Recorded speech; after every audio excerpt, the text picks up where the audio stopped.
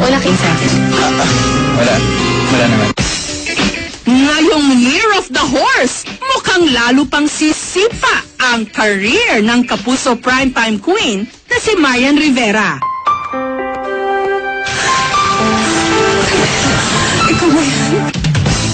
Bukod kasi sa pagbibidahan niyang bagong telebabad na Carmela, bumubongga rin ang kanyang international career. Si Marian ang cover girl ng recent issue ng isang men's magazine sa Thailand. At kamakailan lang, itinanghal na Best Female Foreign Artist sa Vietnam. Kapareha ang kanyang nobyo at kapuso primetime king na si Dingdong Dantes. Sikat ngayon si Marian sa mga kalapit nating bansa dahil ipinapalabas doon ang ilan sa mga dati niyang pinagbidahang soap opera. Nung nagpunta ako sa Vietnam, ay hindi ko yan makakalimutan kasi sobrang init ng pagtanggap sa akin ng mga tao doon. Ang sarap lang sa pakiramdam na minamahal nila yung ibang bansa, tayong mga Pilipino, tapos pinapalabas yung mga shows doon ng mga Pilipino. So, ang nakakatuwa, parang nakakaano ng puso. Pero hindi lang yan ang kanyang pinagkakaabalahan ngayon. Pati na ang pagbibigay tulong sa mga nasalanta ng Super Typhoon Yolanda. Inilunsad niya ang Adopt a Bangka project ng GMA Network. Layo nitong mabigyan ng libreng bangka ang mga residente ng Bantayan Island sa Cebu na naapektuhan ng super bagyo. Actually, mahigit 1 million itong first wave na nag-donate sa amin. Ako mismo ang nagsabi na tutulong ako kasi napunta ako sa Cebu. Ako mismo nakita ng dalawang mata ko kung gaano naghihirap yung mga tao doon.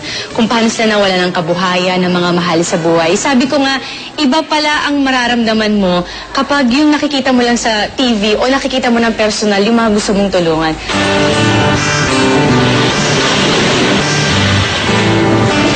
Oras mula sa Cebu City, ang Bantayan Island.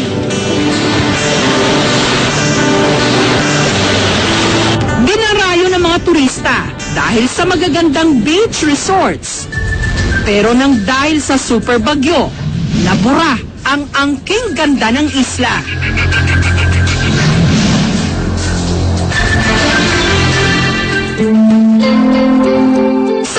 Ng NDRRMC o ng National Disaster and Risk Reduction Management Council, 27 ang bilang na manasawi sa Bantayan Island. Aabot naman sa 4.5 billion pesos ang halaga ng pinsala sa infrastruktura, turismo at agrikultura.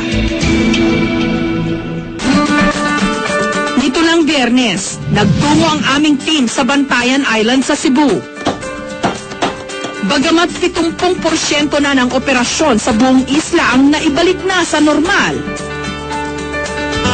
iniinda pa rin ng mga residente hanggang ngayon, lalo na ng mga mangingisda, ang pagkawasak ng kanilang mga sasakyang pandagat.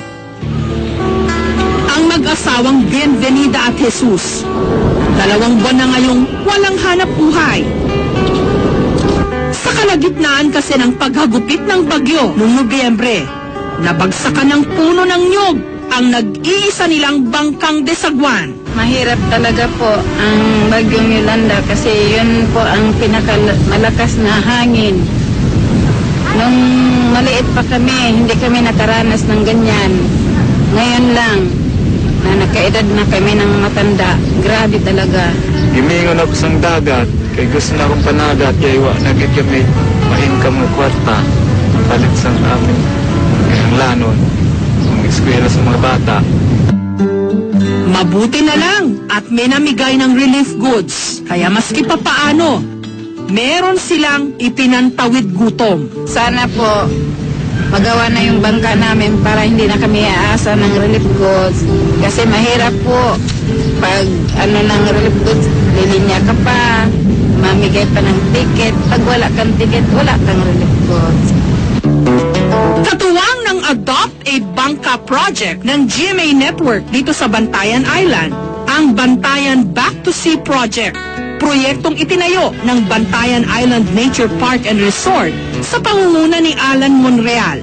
tagapangulo ng Bantayan Island Association of Hotels, Resorts, Bars and Restaurants. Ang objective natin is mag-rehabilitate ng mga na-damage ni Yolanda sa fishing sector. So, pa-repair natin ang mga boats, gumawa tayo ng mga bagong fishing implements, mga fishing gear na nasira. Meron tayong iba pang mga program components. So, kasama dyan yung alternative livelihood. Isa ito sa mga boat station natin dito, no? Isa sa mga barangay natin. So, ikita nyo, ito yung mga bangka na ginagawa ngayon sa tulong ng Back to Sea at pakikipagtulungan sa GMA 7 Adapt a Bangka campaign. Nobyembre pa raw nung nakaraang taon nung itayo ni Alan ang kanyang Back to Sea project. Sa ngayon, 12 barangay na mula sa 42 coastal barangay sa Bantayan ang kanilang natulungan. Sa paunang donasyon mula sa mga local at international donors, nasimulan na nila ang pag-repair o pagsasaayos ng ilang bangkang nasira ng bagyo. Basta tulong-tulong tayo. Pwede dali lang trabaho. Dahil sa nagtulong-tulong kami, nagbiyadihan kami, makagawa kami ng 3 o 2 bangka sa isang araw. Matapos ang halos isang buwang pagkukumpuni ng mga nasirang bangka, nito lang Biyernes ng hapon, ibinalik na ng Bantayan Back to Sea Project sa mga residente ng Barangay Ocoy ang 17 mga bangka na pinagtulungang ayusin ng volunteers. Nalipit sa akong puso, aking ramdam. Dahil pabalik na yan sa panagat.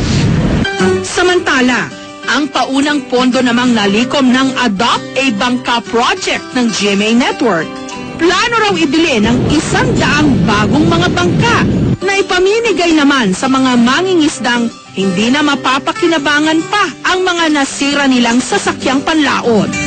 Sa mga paunang hakbang na ito at sa diwa ng bayanihan at pagtutulungan, umaasa silang mas magiging mabilis ang kanilang pagbangon. Para sa mga kababayan natin, sana po tumulong po tayo dito sa Kapuso Adapt a Bangka. Sana po mas marami pa tayong matulungan.